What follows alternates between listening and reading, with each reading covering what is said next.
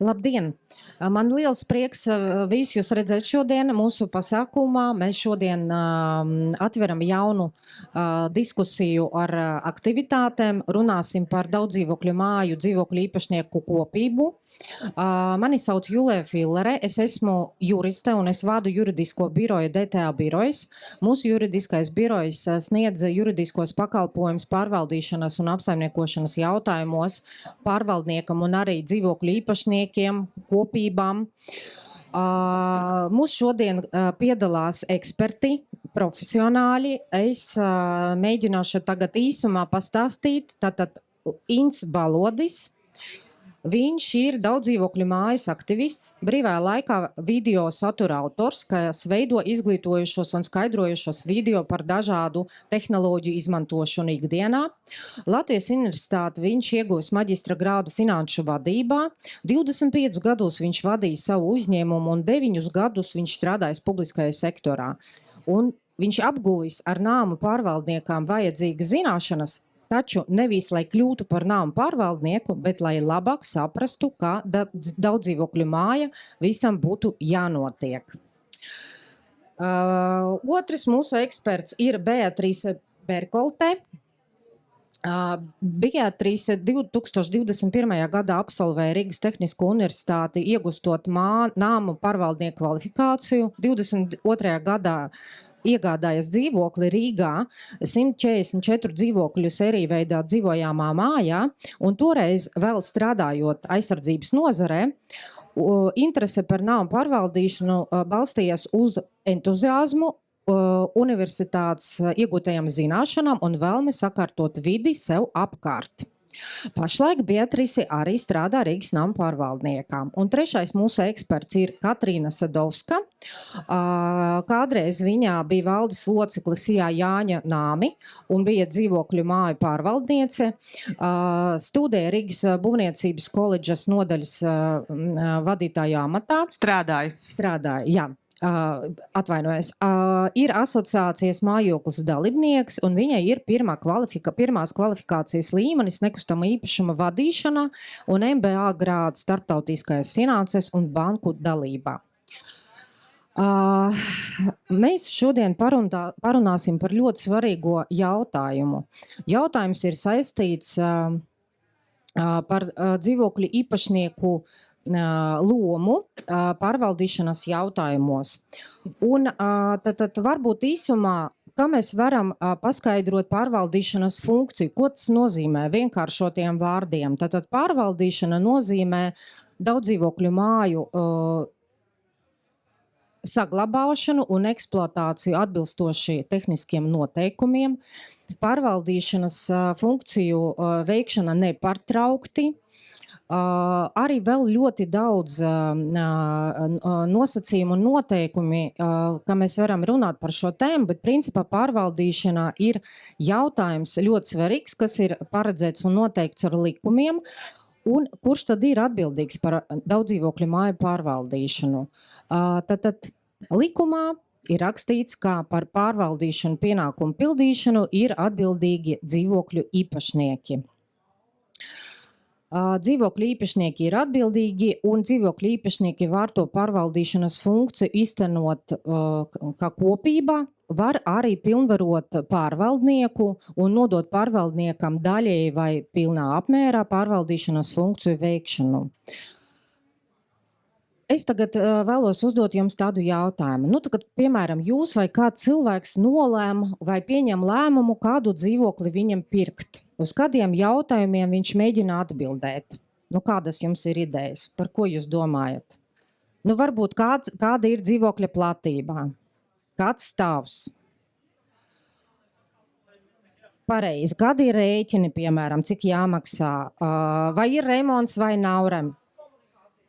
Jā, pareizi. Bet sakiet lūdzu, vai jūs kādreiz dzirdējat, kad cilvēks domāja par to, kādi tur tajā dzīvojamā mājā dzīvokļu īpašnieki? Vai tie dzīvokļu īpašnieki ir aktīvi, draudzīgi, strīdīgi? Laikam Tas ir pēdējais jautājums, jā. Savādāk prasa nevis kādi ir dzīvokļu īpašnieki, bet saka, kādi kaimiņi. Kaimiņi. Jā, paldies par repliku. Jā, un tad turpināsim tālāk. Kāpēc ir svarīgi šo zināt? Jo, kad jūs nopirkat dzīvokļu īpašumu, jūs jau esat attiecības ar saviem kaimiņiem.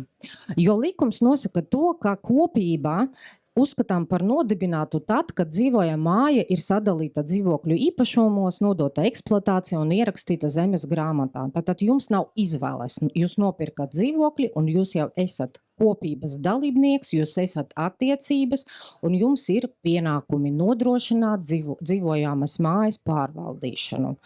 Un šodien mūsu tēma būs saistīta ar to, kā tad izveidot to kopību, padarīt viņu par aktīvu, motivēt dzīvokļu īpašniekus pieņemt lēmumus, būt aktīviem, jo mēs ļoti labi zinām to, kā efektīva pārvaldīšana ir pārvaldnieks plus dzīvokļa īpašnieki. Jo dzīvokļa īpašnieka pienākums ir lemt par visiem gandrīz jautājumiem. Kā nodrošināt pārvaldnieku un finansējumu? Kā īstenot pārvaldīšanu, kādu uzkrājuma fondu tad uzkrāt un tā tālāk un tā tālāk. Ir arī ekskluzīvas tiesības, ja, kur tikai var kopība izlemt. Bet kādas ir tās problēmas, aktuālas problēmas, ar ko mēs dzīvē saskaramies, jo dzīvokļu īpašnieki nav aktīvi. Parasti ir tāda atrunā, par to atbild pārvaldnieks. Man nav laika. Arī cilvēki negrib būt aktīviem, jo viņi baidās, ka pēc tam būs problēmas viņam. Nu, tad pret viņiem būs kaut kādas akcijas. Ja? Un mums ļoti maz aktīvu cilvēku. Vai tas ir svarīgi vai nav? Par šo jautājumu mēs aicināsim šodien jūs parunāt un padomāt. Un tagad es došu vārdu saviem ekspertiem, kuri jums tādā nejuridiskā valodā, varbūt vienkāršākā valodā, ja, pastāstīs par savu stāstu, jo visi šie mūsu eksperti, viņi ir pieredzējušie cilvēki tieši pārvaldīšanas jautājumos. Un pirmais aicināšu runāt Intu Balodi.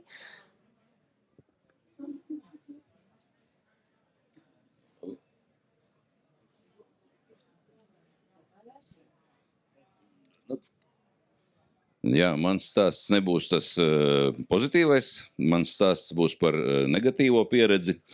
Un jautājums, vai jūs kādreiz esat satikuši dzīvē īstu dzīvu krāpnieku? Tā, jā, aci pret aci, jā. Kā viņš izskatās? Viņš izskatās kaut kā tā? Izskatās tā kā parasts ikdienas cilvēks.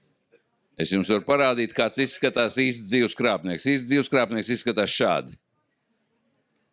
Tad es varu pastāstīt, kā es kļuvu par krāpnieku. Pirms gadiem 14 mēs nopirkām māju. Tā bija Maskavas priekšpilsētā Rīgā, parasta Hruščova laika māja. Nu, ne māju, dzīvokli nopirkām, es atvainojos. Jā, nopirkām dzīvokli. Nu, kā jau 60 gadus eksploatētā mājā, kurā nu, nav nekas tā labi uzturēts, jumts tek, tur pil, tur jūk, tur brūk. Ja? Nu, un pirms gadiem 4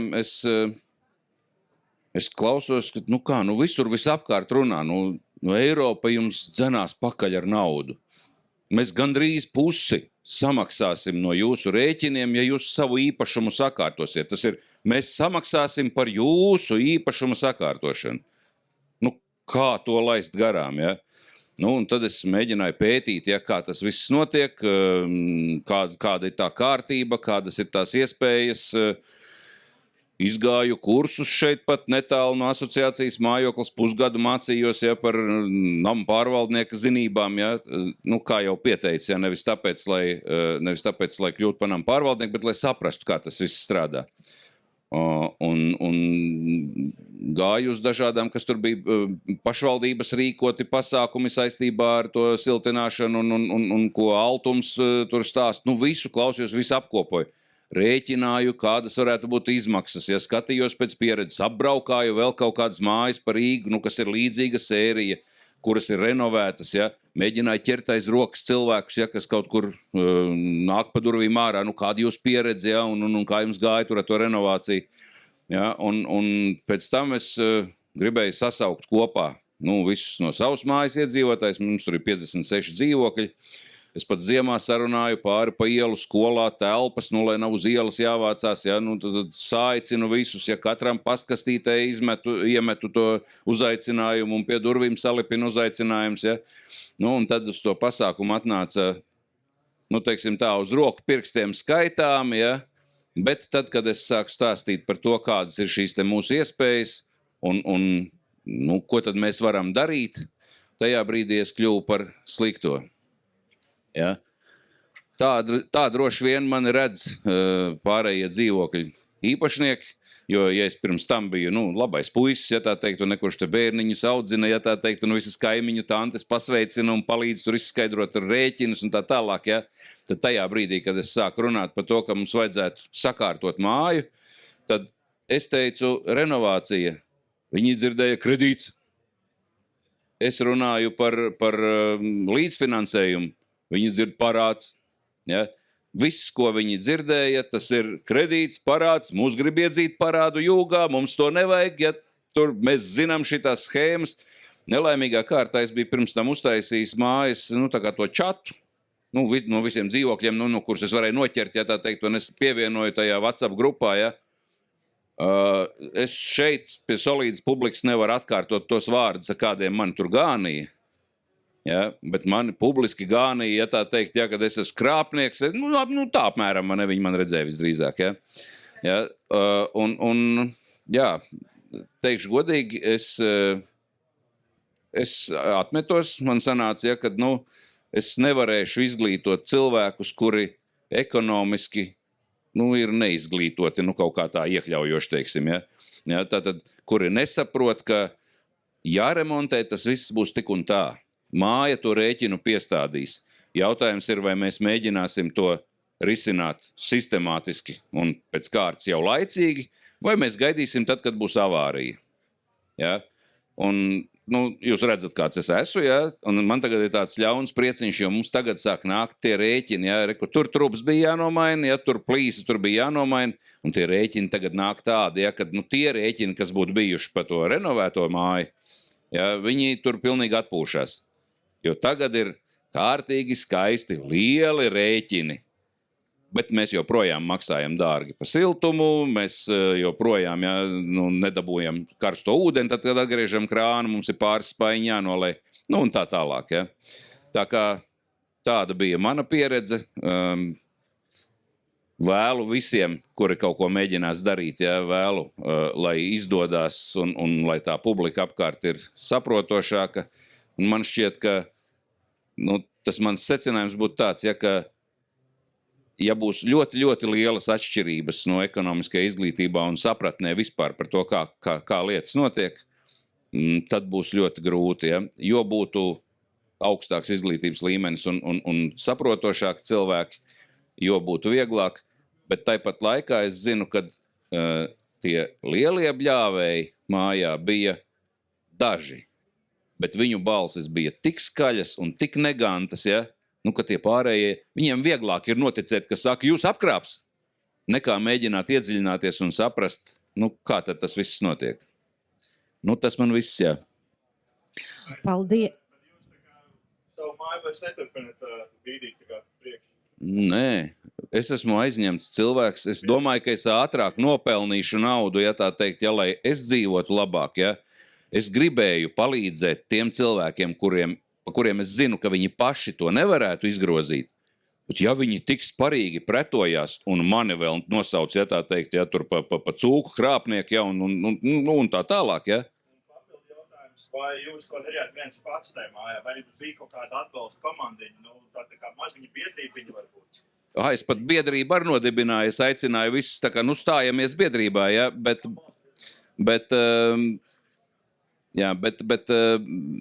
biedrībā tā ar neviens neiestājās. Bija daži cilvēki, vienmēr ir daži, kas ir izglītoti, ja. Nav obligāti vajadzīga biedrība, bet vai jums bija arī atbalstošais kaut kā? Bija kādi 2 vai 3 dzīvokļi, kas bija tādi, kas atbalstīja no 56.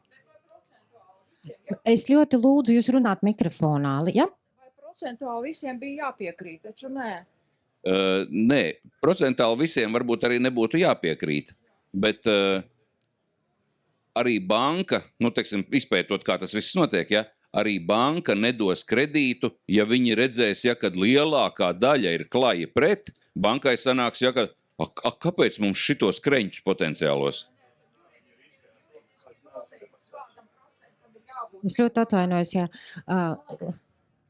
Liekas, vairāk 50 jābūt. Vairākumam, man liekas, jānobalso, bet jautājums. Nestrādā mikrofons mums.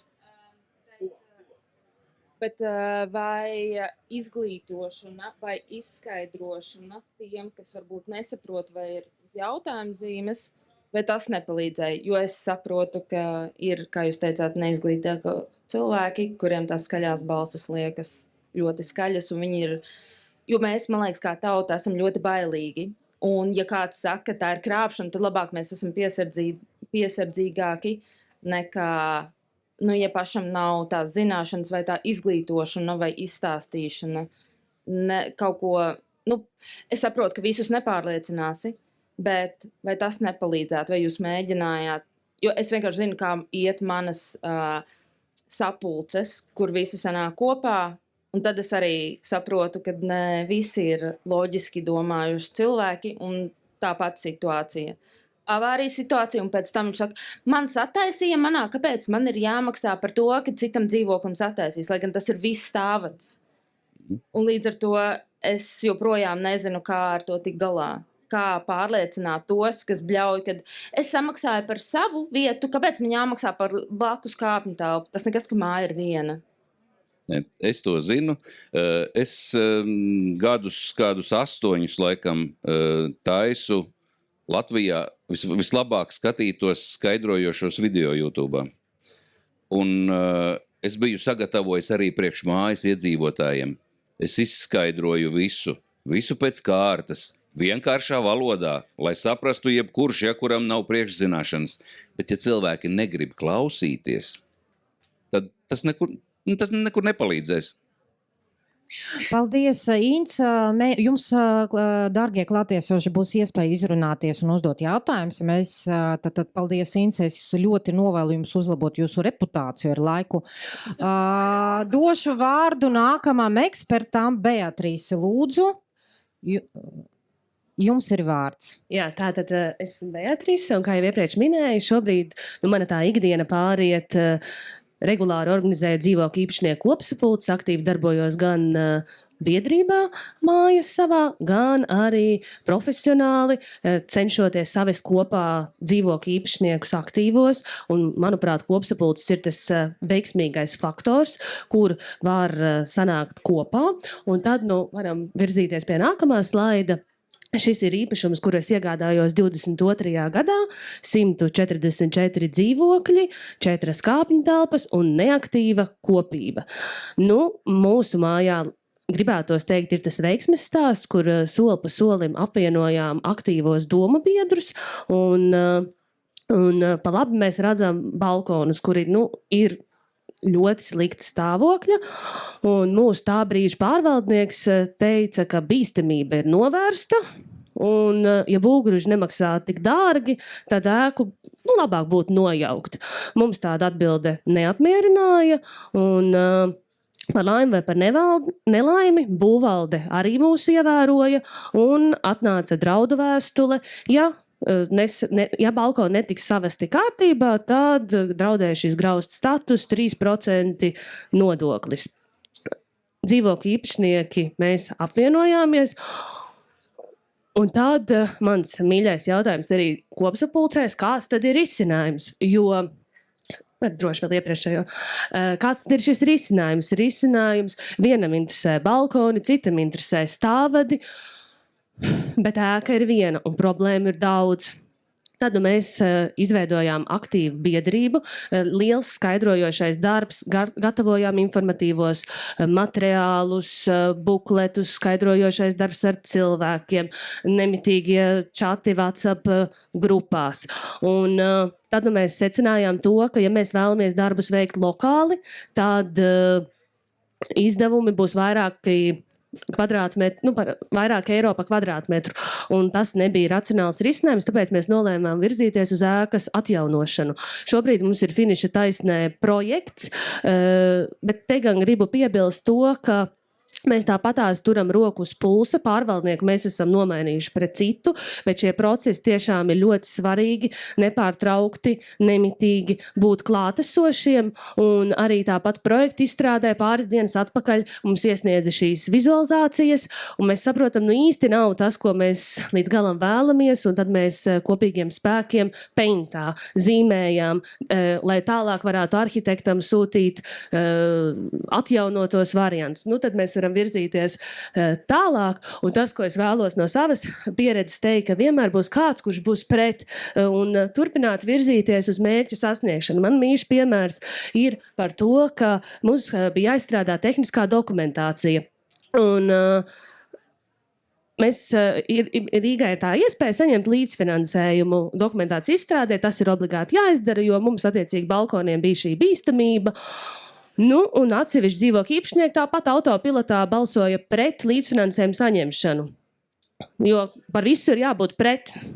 Un tāpat laikā es arī uzskatu, ka arī pret ir viedoklis, un tas ir labi. Jo tas, un mēs ar... Un mērķis ir aicināt balsot cilvēkus, jo, piemēram, šobrīd ir tā, ka mēs pat reizes 5 aptaujājam vienu un to pašu dzīvokli, pie durvīm klauvējam, un tad mums arī kā aktīviem cilvēkiem ir svarīgi, šis cilvēks ir par, šis ir pret, un mēs redzam, ka tā nav tā tukšā aila, kur dzīvokļu īpašnieks nav nobalsojis. Un tad otrs mans mīļš piemērs ir, ka šoreiz atturēšos, pastīšos, ko domā kaimiņš, padomāšu, un tas nozīmē, ka lēmums netiks pieņems. Un tad mēs tādā diezgan, laikam es gribētu teikt, agresīvā veidā liekam izdarīt to izvēlu. Mēs arī māju nedalām kāpņu telpās, jo māja ir kopīpašums. Mums ir 4 kāpņu telpas ar 144 dzīvokļiem, un lēmums ir šie 50% plus 1 balss. Tas ir tas, laikam, būtiskākais, ka mēs esam visi kopīgi, nearaugoties no tā 1. vai 4. kāpņu telpa. Un tā mums tie dzīvokļu īpašnieki, es gribētu teikt, vairāk vai mazāk pavalkās un izdara savu izvēli, jo pārsvarā balsojumos 90 līdz 100 dzīvokļu īpašnieki nobalso. Tas ir aptuveni 70%.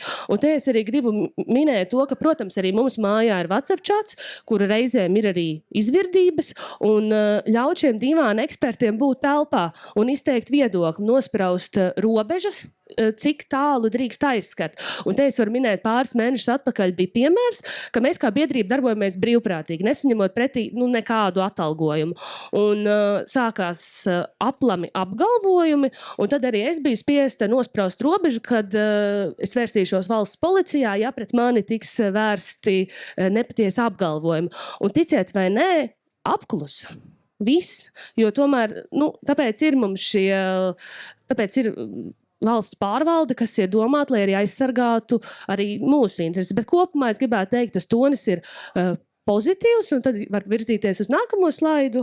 Un tad, ko es gribu teikt, ka gan strādājot kā nama pārvaldnieks, gan arī esot biedrībā, ir svarīgi veidot dialogu, jo skaidrs, ka cilvēki ir ļoti dažādi, un tikai un vienīgais sarunājoties, mēs varam virzīties uz mērķi. Un arī mūsu gadījumā Purciem mājai sanāca, ka dzīvokļu īpašnieki paši nonāca pie secinājuma, jo mūsu gadījumā, ja mēs gribētu lokāli atjaunot pa posmiem, tie būtu tātad šie 2-3 eiro pa kvadrātmetru mēnesī, aptuveni 200-300 eiro klāt pie rēķina tīri par uzkrājumu. Tas ir daudz, un līdz ar to, vienīgais variants ir ēku atjaunot, Un tas, ko es gribu teikt, var būt konstruktīva kritika, bet pretī ir jāsniedz piedāvājums, jo nokritizēt jau mēs varam vienmēr. Mēs nesakām, ka viens plāns ir akmenī kalts, drīkst būt arī alternatīvas, bet tad ir jāpiedāvā, un tad arī šiem rējējiem ir ļoti svarīgi prasīt, ko tad viņi piedāvā.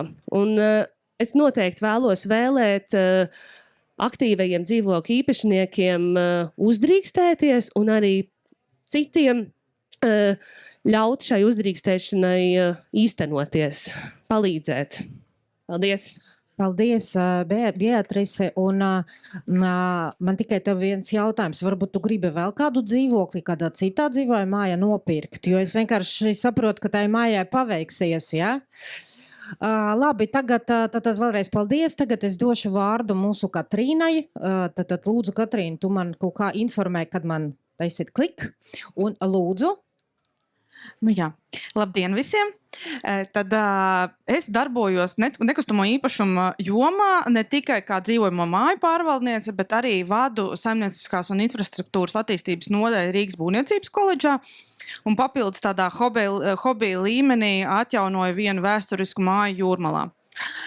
Šobrīd tātad esmu tāda aktīva dzīvojamo māju pārvaldniece. Iepriekš es arī vadīju vienu garāžu īpašnieku kooperatīvo sabiedrību 4 gadus, kur man bija izaicinājumi pilns tāds periods, sākot ar pirmo dienu, kur 4 gadu garumā attaisnoju sevi tiesājoties un stājoties pretī tiesas procesos. Un izglītības es ieguvusi gan kā īpašuma vadītājs 7. kvalifikācijas līmenis, gan arī iepriekš tāda bāzes izglītība man ir uzņēmēja darbībā un finansēs. Un mans stāsts ir līdzīgs Inta stāstam, tikai garākā periodā, bet es vēl neesmu padavusies. Un šis stāsts sākās 2014. gadā, kad es arī iegādājos dzīvokli Rīgas vēsturiskajā centrā ar nenosakāmu skaitu dzīvokļu. Šobrīd aplēsas ap 70 dzīvokļiem, jo stāsts ir par māju, kas nav sadalīta dzīvokļu īpašumos. Tātad kopīpašumā. Un tad, kad es nopirku šo dzīvokli, es nezināju, ko tas nozīmē. Tikai vēlāk sāku saprast un iedziļināties šajā jautājumā. Un šis stāsts nav tikai par to dzīvokļu sadalīšanu, mājas sadalīšanu dzīvokļu īpašumos, tas ir daudz vairāk. Tas nozīmē par remontdarbiem, par lielu remontdarbu plānošanu un izpildi. Un, lai šāds jautājums varētu risināt, lai finansējumu var piesaistīt gan bankas, gan līdzfinansējumu, visur ir nepieciešams šobrīd 100% balsojums, ko, protams, ka realizēt ir praktiski neiespējami. Un tad es sāku jautāt, vai mēs negribam sadalīt māju dzīvokļu īpašumos. Un tad tā pirmā problēma, pret kuru es atdūros, ir, ka mājas pārvaldnieks ir arī viens no kopīpašniekiem, kuram pieder bēniņi un daļai bēniņa un daļai pagrabi. Un šis jautājums no sākuma praktiski tika noņemts no jebkādām sarunām. Noairēts, kā Ints saka. Un tad nāca civila likuma grozījumi 21. gadā, kad arī asociācijā mājoklis un arī visur citur es no kolēģiem dzirdēju, ka ar jaunajiem grozījumiem jebkurš kopīpašnieks var iniciēt un kopīpašumu izbēgšanas šo procesu. Tiesas ceļā. Tad es šo jautājumu, protams, uzreiz aktualizēju mūsu kopīpašnieku starpā. Un tā bija pirmā reize, kad es pieprasīju, ka šim jautājumam ir jāparādās arī dienas kārtībā kopsapulcē. Un, diemžēl, pārvaldnieks neuzskatīja par vajadzību šo jautājumu ielikt balsošanā. Un šis jautājums pat netika balsots. Ar paskaidrojumu, ka to nevar izdarīt. Ja 3 kopīpašnieki ir pret, tāpat to nevarēs izdarīt. Un tad mēs tie daži aktīvisti, kas mēs šobrīd esam vēl joprojām mazākumā, mums ir izveidota biedrība, tālāk mēs neesam nekur tikuši, bet mēs esam uzsākuši šo procesu sadalīšanu īpašumos. Un šobrīd mums ir nākamajā nedēļā mums ir nākamā tiesas sēde. Cerams, ka notiks, jo šobrīd tiesas sēde dažādu iemeslu dēļ tiek pārceltas. Un es ļoti, ļoti ceru, ka tas būs tāds pirmais solītis uz mājas attīstības virzienā. Man šķiet, ka tālāk nākamajā slaidā šeit man nav. Ko es varu pateikt? Mums mājas ir avārijas stāvoklī. Viena no mājām ir ar avārijas jumtu un avārijas pagrabu. Un tas ir viens no iemesliem arī, kādēļ mēs gribētu sadalīt. Jo tur ir privāti īpašnieki gan pagrabam, gan bēniņiem. Un tas ir tāds briesmīgs process, ja? Teiksim tā. Un es vēl gribētu pastāstīt arī kādu pozitīvu, kā dzīvojamo māju pārvaldniece. Man ir arī bijuši ļoti tāda skaista pieredze, un es esmu redzējusi ļoti tādus brīnišķīgs pieredzes stāsts. Kā piemēru es varu minēt, man ir bijusi pārvaldīšanā māja, kur dzīvokļu īpašnieki kooperējas kaimiņi savā starpā un pieskata bērnus. Slimos bērnus savācot, vadājot uz pulciņiem, uz trēniņu nodarbībām, un tas tiešām ir brīnišķīgi, ka viņi savā starpā ļoti, ļoti draudzīgi viens otram palīdz ar bērnu pieskatīšanu. Tāpat es esmu redzējusi pieredzes stāstus, kur veciem cilvēkiem kaimiņi palīdz visu, kas nepieciešams ar elektroinstalācijām, svētkos sveic.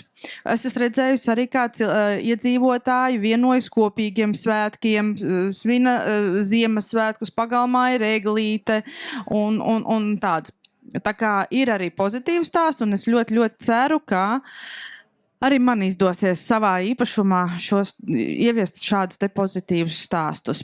Bet es vēl gribētu pieminēt, ka ļoti bieži man šķiet ir tāds liktenis. Zini, kā saka, ka Titanikā salasīti bija visi cilvēki, kuriem nācās aiziet bojā. Tad man šķiet arī mājās ir mājas, kuras ir tā kā apvienojušies liktenīgi iedzīvotāji, nopirkuši dzīvokļus, kur ir ļoti aktīvi, un ir tādas mājas, kur ir Inta stāstā bēdīgi, ļoti bēdīgi, kur vienkārši šie te dzīvokļu īpašnieki visi ir ļoti negatīvi noskaņoti, teiksim tā. Paldies! Jā, paldies, liels Katrīna. Jā, tad novēlam tev saņemt labvēlīgo spriedumu pirmām kārtām, un man arī šodien prieks dzirdēt, ka izrādās, kā aktīva kopienā ne tikai efektīvu pārvaldīšanu, bet arī var saņemt citus labumus no tā. Ja? Paldies jums liels, un tad tagad mēs aicināsim jūs, klātesošos, varbūt palīdzēt mums atbildēt uz jautājumu, kāds ir kopības saliedēšanas kods. Mēs piedāvājam tādu variantu: kustība, organizācija, dalība, sadarbība. Varbūt jums ir ko mums pateikt, var arī varbūt uzdot jautājumu kādam no ekspertām. Lūdzu, tikai lūdzu runājām mikrofonā un pamēģinām uz šo jautājumu varbūt kopā atbildēt. Man joprojām ir aktīvs jautājums. Mēs piedalāmies tajās īpašnieku kopsapulcās un par tiem balsojumiem. Man liekas, piemēram, mums jābalso ir vairākas reizes, jo nenobalso pat 50%. Un es klausoties tajā sapulcēs, ko runā, es aktīvi, es nepazīstu tos kaimiņus, jo manā dzīvoklī ir īrnieks, bet es eju uz tām kopsapulcēm, un es nezinu, kā pārliecināt, vispār pat piedalīties un izteikt to viedokli, jo es pieņemu, ja viņi nenobalsoja, visticamāk tas ir nē. Un arī otrs, ka tās kopsapulcēs neierodās visi. Un pat nezinām 30 vai 40%, ko viņi vispār domā, jo viņi vienkārši neierodas. Un tad es nezinu pat, kā tikt uz priekšu ar to. Varbūt ir kāds padoms. Ja drīkst, varbūt tad es varu atbildēt šo jautājumu.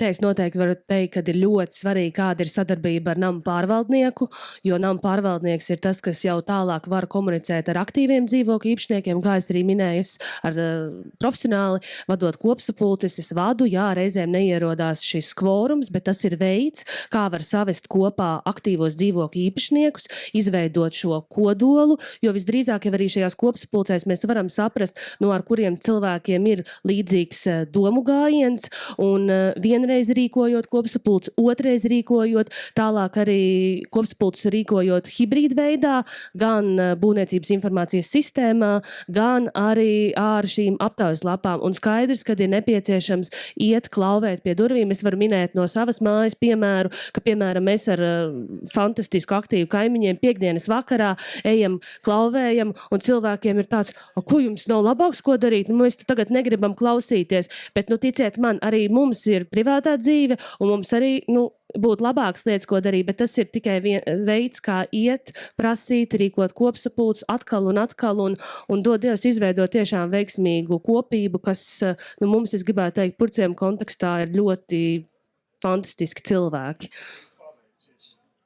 Varbūt ir vēl kāds no ekspertiem vēlās kaut ko papildināt šajā sakarā? Es piekomentēšu, man būs tāds pieredzes stāsts 31 gadu vecs.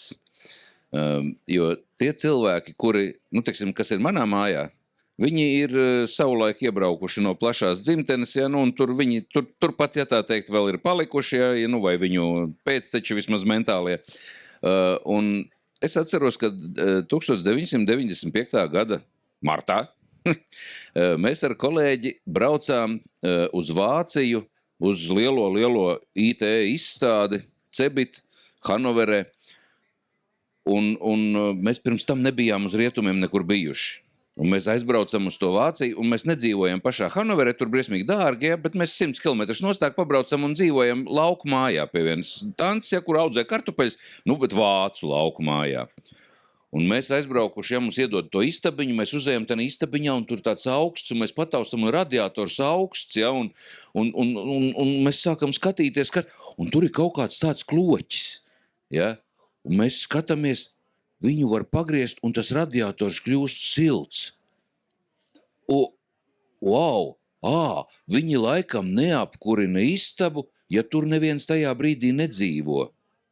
Un tad mums bija tas kultūras šoks, kad var arī tā, un ko viņi vēl dara savādāk, un vēl tas viņiem ir, un rekā tās caurules nav lielās resnās šitādas, bet tur ir tās kapara caurulītes tādas, un viņas aiziet kaut kur aiz apmetumu, Wow! Un tad mēs atbraucām atpakaļ, un tad, kad mēs taisījām savus remontus, mums bija priekšstats, kā tam ir jābūt, Mēs bijām redzējuši kaut ko skaistu tajā brīdī dzīvē. Tie cilvēki, kas dzīvo visu laiku uz vietas, es redzu tos sev apkārt, Viņi tajā mājā dzīvo, no 64. gada. Viņiem viss ir kārtībā, viss kā bija, tā ir. Un iedomājieties 64. gadā, kad viņi tur ievācās, atbraukuši, es nezinu no kurienes, bet no austrumiem, Viņi atbrauca šeit, tajā laikā, es atceros, ka es biju maziņš, viņas saucās jaunās mājas. Tās balto ķieģeļi, Tagad atceros, iesim tur uz jaunajām mājām, kaut kur. Un viņi atbraukuši, viņiem bija, pilnīgi jauna pieredze. Viņiem ir savs atsevišķs dzīvoklis ar centrālo apkuri, ar vannu iekšā, ar silto ūdeni krānā, Tas ir wow, mēs esam, Eiropa tajā laikā neskaities, mēs esam kaut kādā paradīzē, Un viņiem jau tas ir, viņiem nekas nav mainījies, viņi kā dzīvoja tur, tā viņi dzīvo. Viņi nav redzējuši neko skaistu. Un visdrīzāk arī, tādā lielākā vecumā arī vairs to neņem pretī. Pat ja kaut kur redzēt, Un skaidrs, kad visapkārt dzirdot, tās sarunas, jo visskaļāk, izskan, tur kādu apčakarēja, tur kādu apkrāpa, Tur kāds, tā teikt, veikals, mēģināja tur kaut ko noorganizēt, naudu savāca, pazuda, tā teikt, Un viņiem ir tas priekšstats, jo tam ir visvienkāršāk noticēt. Un es arī vakar teicu, ka man šķiet, ka viņus visdrīzāk arī visur apkrāpj. Ja viņi ir tik neizglītoti, tad diezgan droši, ka viņi pastāvīgi uzraujās uz krāpšanu. Tad tā ir viņa dzīves pieredze. Viņi uztver, ka jebkurš nākamais, kurš nāk, es varu tur stāstīt un argumentēt, un tur ir oficiāli dokumenti, tur ir oficiāla informācija. Tas, ko es redzu, ka cilvēki vienkārši neņem pretī. Varbūt, ka es redzu, ka man diskusijas biedrenis, tā teikt, ir jaunas dāmas, vispirmām kārtām, skaidrs, ka veči krāpnieki, tur tiem vispār nevar uzticēties, tā kā viņām ir noteikti zināmas priekšrocības, un viņām ir arī noteikti vairāk enerģijas nekā man, man baterijas beidzās, man sanāk, kāpēc man veltīt, daudzus gadus savas dzīves, lai pavelti jums kaut ko darīt. Tas ir, es jums taisos kaut ko palīdzēt pavelti savā jau ne tā brīvajā laikā. Jūs man stāstat, ka es no jums mēģinu naudu izkrāpt, ka es tagad mēģinu uzvārīties. Bet te būs komandas spēks, un komandā es gribētu tā panākuma atslēga. kad ir aktīvi. Protams, jā. Ja tur varētu to komandu salasīt, ja, nu mēs tur bijām jau divi tādi aktīvi, ja tā teikt, ja. Nē, bija vēl viens puisis, ja tā teikt, aktīvs, bet viņš bija pēc uzvārda Satibaldievs. Un pēc skata viņš atgādināja Čigānēnu. Viņš bija šausmīgi foršs, izglītots puisis, viņš arī bija visu izpētījis, vislabākās atsauksmes. Bet viņa izskats un uzvārds, ja tā teikt, sanāca, ja, nē, nu tur tak nevar uzticēties, ja. Ja, nu tā, es esmu vecs, plikpaurains, ja tā teikt, ja, nu skaidrs, ka nevar uzticēties, krāpnieki, tak, ragus tik piezīmējiem. Bet, Inte, es tev arī gribētu pakomentēt vēl no savas pieredzes. Arī par mani bija vēstule no kopīpašnieka, viens no kopīpašniecēm un no pārvaldnieka bija vēstule par to, ka es gribot arī pārņemt māju un izsaimniekot uzkrājumu fondu, kura mums nav. Mums, starp citu, bija uzkrājuma fonds, bet priekšstats par to, kā viņš jo mums bija uzkrājuma fonds diezgan normāls, mēs būtu varējuši to pirmo iemaksu veikt, teiksim, lai dabūtu to līdzfinansējumu no Eiropas, mēs būtu varējuši. Bet priekšstats bija tāds, ka nē, to mums vajag izlietot, lai nomainītu jumtu. Tagad mums vairs uzkrājuma fonda nav, jumts patiešām ir nomainīts, bet tālāk mēs nekur netiksim, un mēs tālāk vairs nevaram arī to Eiropas naudu piesaistīt, jo mums nav no savas puses līdzfinansējumi. Ja? Tā tad bija ļoti, ļoti atšķirīgi priekšstati par finansēm. Tā, es vēl arī gribētu piebilst, es esmu dzirdējusi arī tādus stāstus, kas saliedē dzīvokļu īpašniekus. Ļoti, ļoti kāds bēdīgs notikums. Piemēram, ja mājai ir jāevakuējās. Piemēram, māja ir avārijas stāvoklī un ir bijusi kāda iebrukšana vai tam līdzīgi. To es nepratu norganizēt. Dzirdēju vienu stāstu par Akmeņu ielu Rīgā, kur viņi bija ārkārtīgi sašķelta kopiena, un tajā brīdī, kad viņiem nācās izvākties un pārvākties uz pašvaldības piešķirtām telpām, viņi visi saliedējās. Viņi izveidoja kopību, viņi atjaunoja māju, viņi nomainīja visas komunikācijas, un viņi kļuva par ļoti tādu spēcīgu kopienu. Un zinu arī stāstu par arī citām mājām vairākus stāstus, kuri tieši kāds nelaimes gadījums, vai kaut kāda neveiksmīga situācija, vai ir kā pārvaldnieks ir tiešām bijis krāpnieks, kas pazudis ar visu uzkrājumu fondu, piemēram. Arī tur pēc šādām situācijām ir acīm redzot bijis nepieciešams tāds kārtīgs spēriens, lai kopība apvienotos. Tas ir tipisks Holivudas scenārijs, ja? Tātad kopā pārdzīvotas grūtības mūs vieno. Bet problēma, kad tev jānonāk tik tālu līdz tādam, kā tu teici, jābūt laicīgi mēs plānotu, lai nenonāktu līdz tam.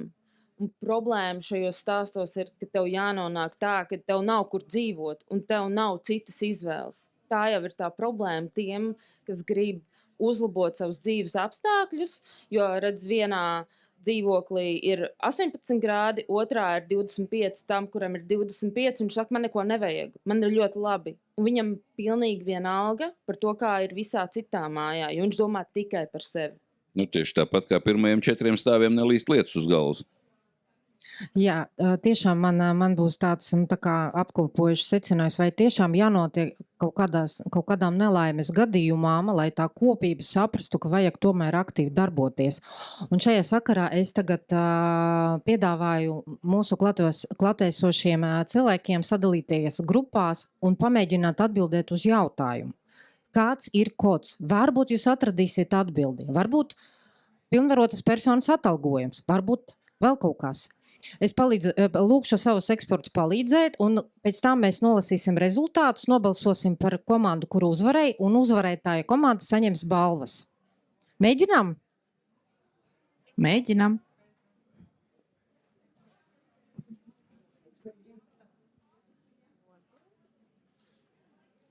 Kādas 5-7 minūtes? Jā.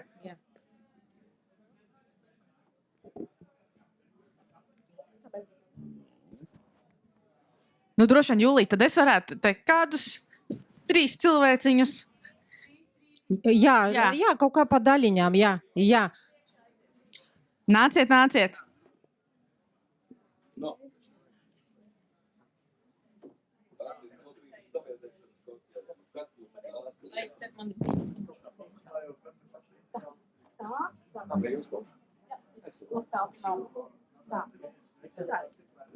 Nāciet, jā, jūs man četri.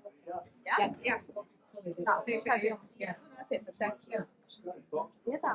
Un tad sadomāt, tātad mums vajadzētu tāds piecus, teiksim, tādus ierosinājumus, ko varam izdarīt, lai mēs saliedētu savus mājas, tā kā dzīvokļu tīkliem.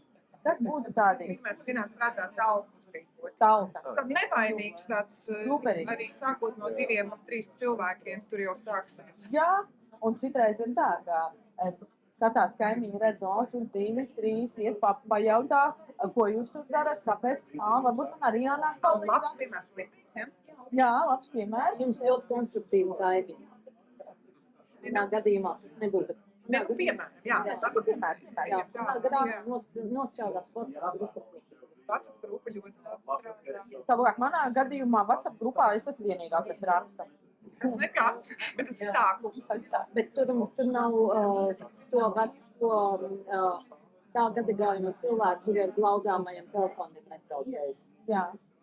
Tad, ja šīs dzīvokļa īpašnieks var, tā kā ierosināt sapulci, un, piemēram, ja arī nav aktīvi tie īpašnieki, ja, tad kaut kāda daļa atnāks vai pēc intereses pēc, tu jau tā kā klāt. Tas ir vismaz, tie būs tie instrumenti. Katrai mājai nostrādās cits, bet viņi pa lielam visi ir izmēģināšanas vērti. Jo mūsu gadījumā pirmā sapulce katalizators bija. Mēs pēkšņi ieraudzījām viens otru, izrādījās, tas ir ļoti sakarīgi un pozitīvi cilvēki. Un mēs tās salikām. Tā, kāds priekš gribētu, ka no visiem dzirdēt. Vai teikt, elementāri, labrīt, labdien, Jā, veicināšanā. Tas ļoti labi. Jā. Mēģināt uzzināt vārdu. Labrīt, tur Ineses kundze. Tad jau teikt pēc tā personīgā saita, ja? Es varu pateikt, ja, kad es savā kāpnetā sāku veicināt, un man cilvēks skatījās un domāju, ka es esmu kaut ko nepieskaitām saģērbties. Ko es ieraudzīju būvenē? Es ieraudzīju, ka pārvaldnieks uz mājas, kuram rūp, ja, bija uzraksts tādi lieli šilci par sudīšiem un lieliem burtiem privāti īpašumi. Un tie īpašnieki katru reizi ejot iekšā, ja, viņi kodējās, ka tas ir privāti īpašums. Pēkšņi viņi pat nesaprata, kurā brīdī viņi sāka saprast, ka tas ir privāti īpašums. Izrādās, viņi kodēja viņus visu laiku ar lielu uzrakstu, jo cik mēs bieži ieejam un izējam. Jā. Veicināšu, tā kā ar personīgi, tā tūlītās es pierakstu. Tā. Kodēja. Kodēja, ka tas ir kopīgi. Es izdomāju īstenībā, mūsu trekliņa aizmīgs uzraksts. Man ir māja. Jā, es uzlikšu tava dzīvokļa durvīs. Gudra mājas pārvaldes, sākas arī īpaši.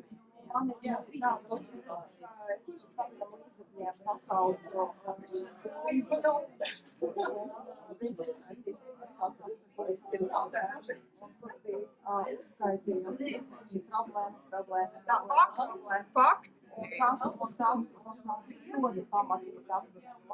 Bet tie fakti, jā. Mums vēl palika 30-40 sekundes. Lūkšu tā finišēt ekspertus. Draudi, jā. Draudēšana. Jā, fakti uzskait, draudi. Ka būs jāmaksā vairāk. Jā. Vēl varētu būt. Bet kaut kas kaut kāds tāds, varbūt tās tiešām kaut kāda iniciēšana, kaut kāda pasākuma organizēšana. Mēs, piemēram, mājās, pagaidām dzīves, bet mēs stādam kodos, gan kodos, to bez. Nu jā, savādāk kādā Mēs sarunājam, šogad mums būs balva. Vai sarkans ar balvu. Pagājušajā gadā bija dzīves, piemēram, tajās. Paldies jums liels par aktīvu dalību. Es lūdzu ekspertus atgriezties vietās. Labs veids. Es saprotu, ka tur ir daudz par ko parunāt, un varbūt jums ir ļoti foršas, esmu pārliecināta, idejas. Un tagad es lūkšu ekspertus nolasīt rezultātus. Kas tad mums, tūlīt Ins arī atgriezīsies, un tad nolasam rezultātus un redzēsim. Varbūt mums izdevs šodien atrast to kodu visiem.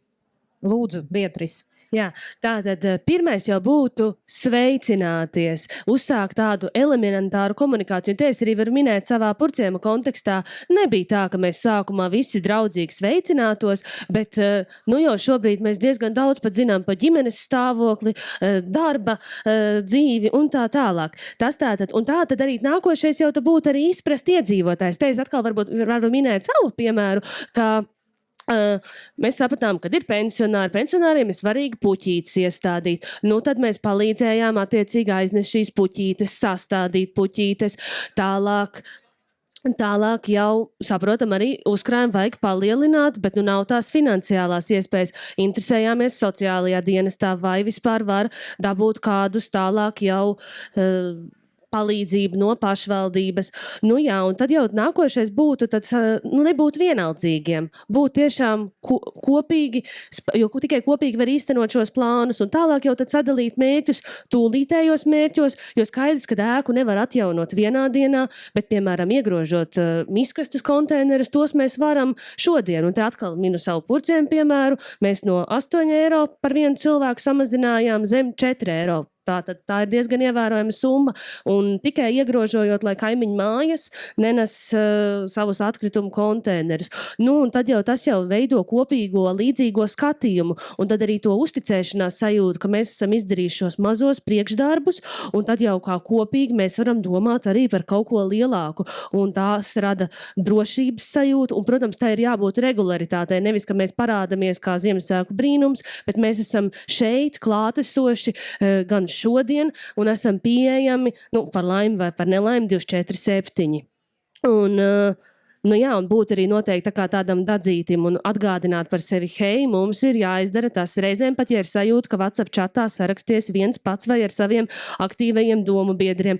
Mēs reiz izdomājām uzrīkot talku pagrabā, izvākt riepas, kaims liekas, vai ārpus biedrības kāds ieradās? Nē. Starp citu, šis ir mans fantastiskais kaimiņš. Mēs nejauši esam satikušies un no Purciema mājas, kur mēs aktīvi kopā darbojamies. Paldies, turpināsim. Paldies, Beatrice. Ints, lūdzu, tavā otrā komandā. Jā, otrā komandā es saprotu ar fantastisko kaimiņu. Tātad, nu, tie ieteikumi, tas ir, nu, vispirmkārtām, ka tā ir katra paša uzdrīkstēšanās vispār sākt runāt, jā, par problēmām. Nu, mēģināt neapšaubām koordinēties ar citiem. Ieteikums bija sadalīt uzdevumus, nu tātad, lai nav tā, ka nu viens mēģina visu vilkt, ja, bet nu, kad nu sadala, nu kaut vai pa kāpiņu telpām, ja, nu tu būsi atbildīgs par šito, tu būsi atbildīgs par to, nu tātad, ka vairāk cilvēki dala. Tad bija pretēji, nav mums neviens no datu aizsardzības inspekcijas, ne? Jā, tātad pretēji tam, kā tagad ir atļauts pat domāt, ja, vākt tomēr to informāciju. Ja, sākot ar nu, telefonu, nu, sākot ar to vispār, kas ir īpašnieki, ja? Nē, nu, to var atrast visā, ja zinām, vai ne, ka tur var skaidīt, ne visi to zina, ja? Ja, tur var atrast, ja? Kas ir īpašnieki, nu, savākt viņu telefonus, savākt viņu e-pastus, nu, droši vien, kad var pierakstīt vēl klāt arī, ja, nu, kad, nu, tur, šis ir sliktais vai šis ir atsaucīgais, nu, vai vēl kaut kādu komentāru, tātad, lai mēs zinām, nu, tos cilvēkus, ar ko mums jāstrādā.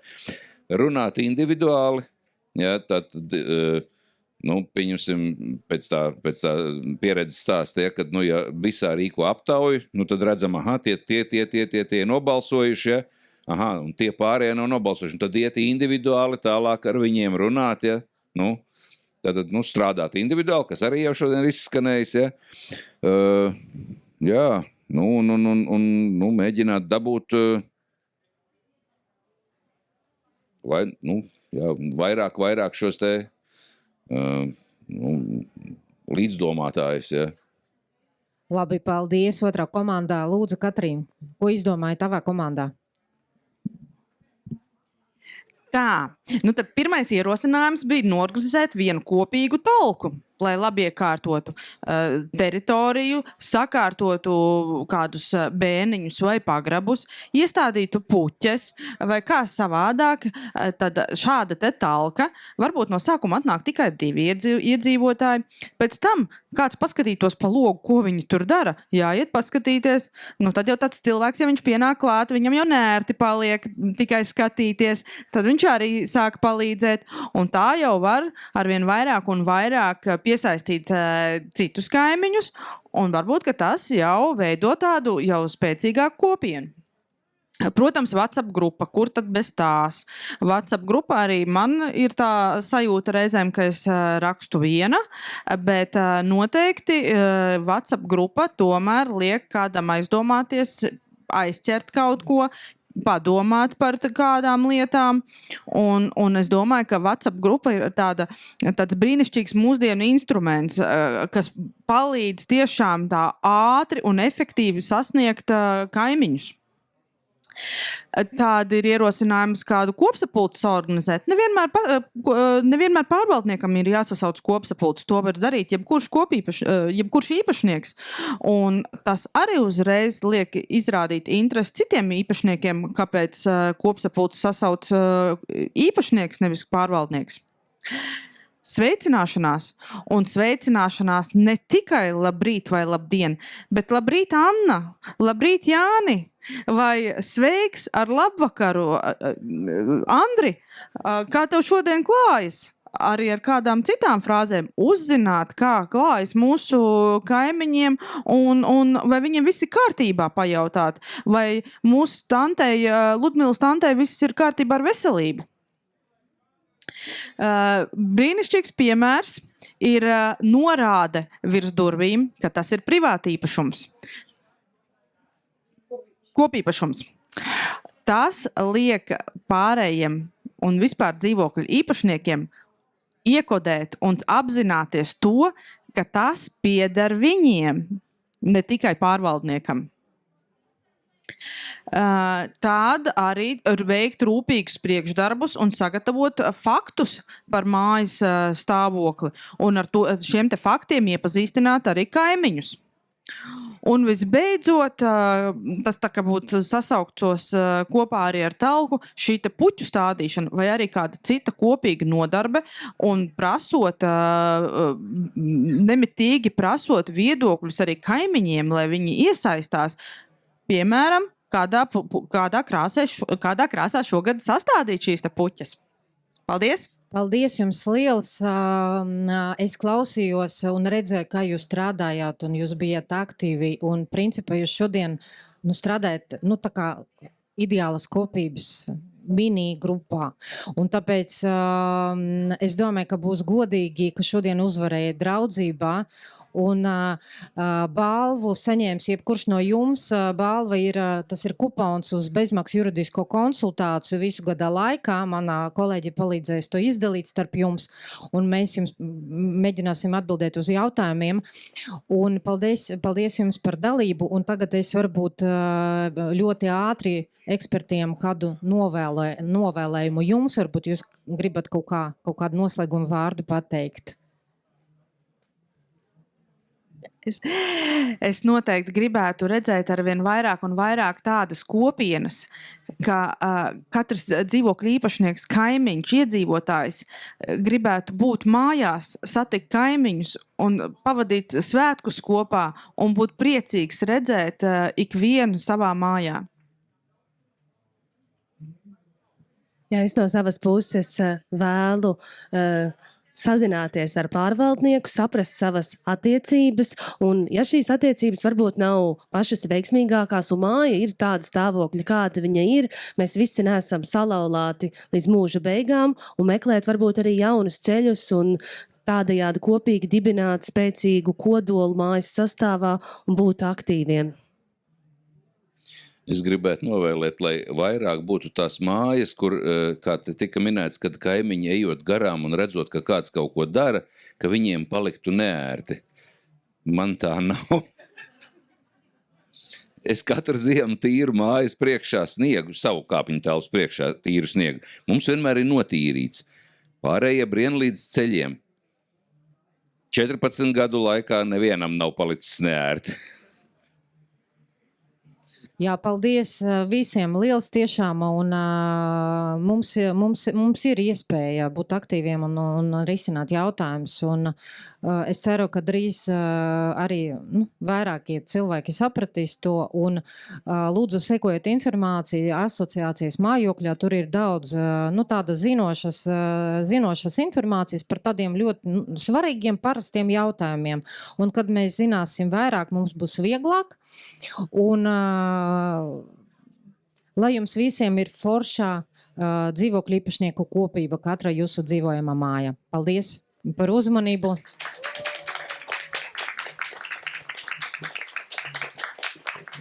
Paldies, eksperti. Liels.